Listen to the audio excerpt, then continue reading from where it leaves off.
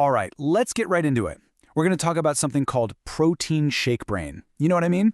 It's this idea that we're chugging down knowledge that's perfectly processed, super easy to consume, but somehow it leaves us feeling completely undernourished intellectually.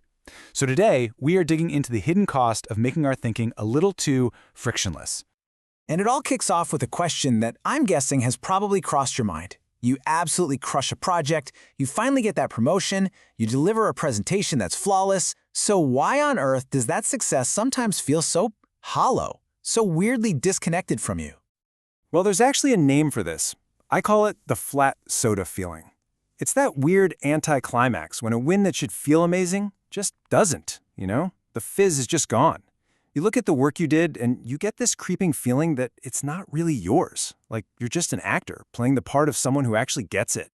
And get this isn't just you being in your head. It's a real, measurable thing. A study out of MIT looked at writers using AI assistants, and guess what? The group that used AI reported the absolute lowest sense of ownership over their own essays. They even had a hard time accurately quoting their own work later. That feeling of distance, it's real. So what in the world is going on here? To really get to the bottom of this, we need a whole new way to think about thinking. So forget the whole brain as a computer model. For a minute, let's imagine the mind as a digestive system. So every single day, we are bombarded with what the psychoanalyst Wilfred Bion called beta elements. You can think of these as the raw, uncooked ingredients of life, right? The jumble of facts from that last meeting, the weird sting from a colleague's offhand comment, the raw data in a spreadsheet. In this state, they're basically indigestible. You can't think with them, you can't learn from them, all you can do is kind of react to them. The real magic, though, happens in the conversion process. Bion called this alpha function. This is the mind's digestive system in action. It's the tough, sometimes really uncomfortable internal work of chewing on those raw beta elements, breaking them down and metabolizing them until they become something that actually nourishes us. Thoughts that we own, that are integrated, that we can truly call our own. And this is the part that you have to get. This process is literally how the mind builds itself.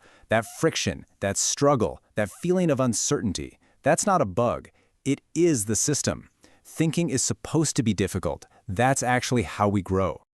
Okay, so if this difficult, messy process is so vital, what's messing it all up? Well, the problem comes down to this deep psychological conflict. A conflict that our modern technology is just perfectly designed to exploit. See, we all have these two competing selves inside of us, an idea from the psychoanalyst D.W. Winnicott. On one side, you've got the true self. It's spontaneous, it learns through that hard digestive work we just talked about, and it's okay with being uncertain to find the truth. But we also have a false self. This is more of a compliant, protective shell that we build to meet everyone else's expectations. It hates pain, it would much rather imitate than create, and it loves the comfort of clear rules over the messy, hard search for truth. And here is where it all clicks together. A lot of modern AI is basically trained to be a sycophant. It's designed to agree with us, to give us exactly what it thinks we want, to be helpful.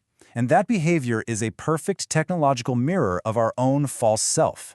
The AI serves up the polished, compliant, easy answer that our own conflict-avoidant false self is just dying to hear. And this creates a perfect storm, right?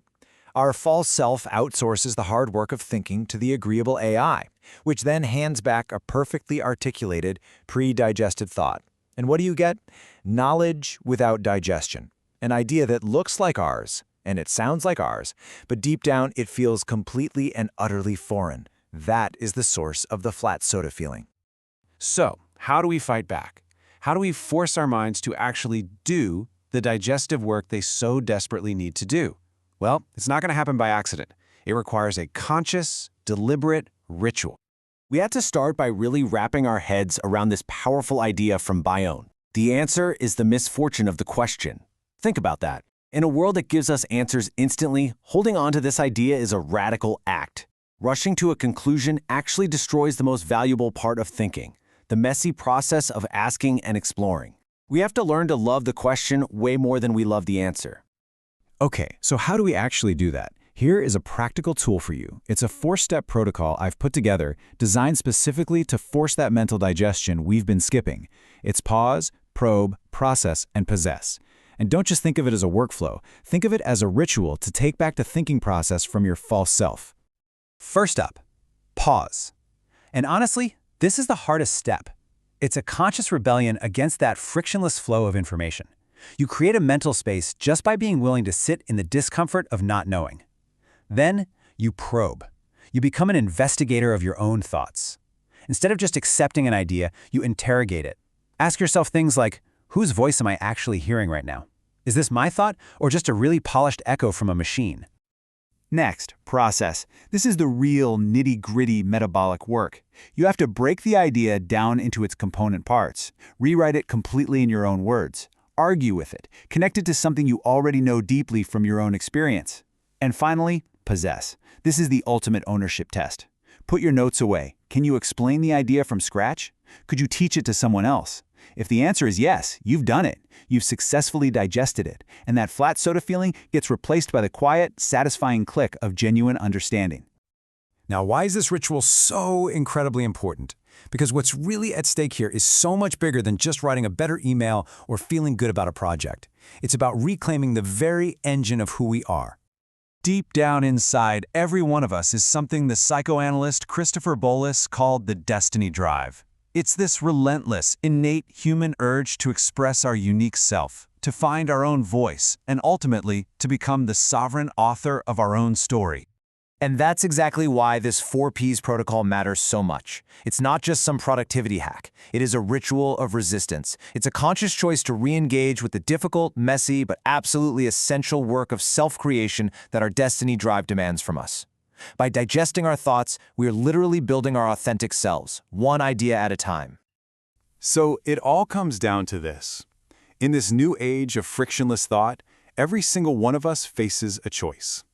Are we going to be the sovereign authors of our own lives, doing the hard, meaningful work of creating our own understanding? Or are we going to settle for being the passive editors of a story written by someone or something else?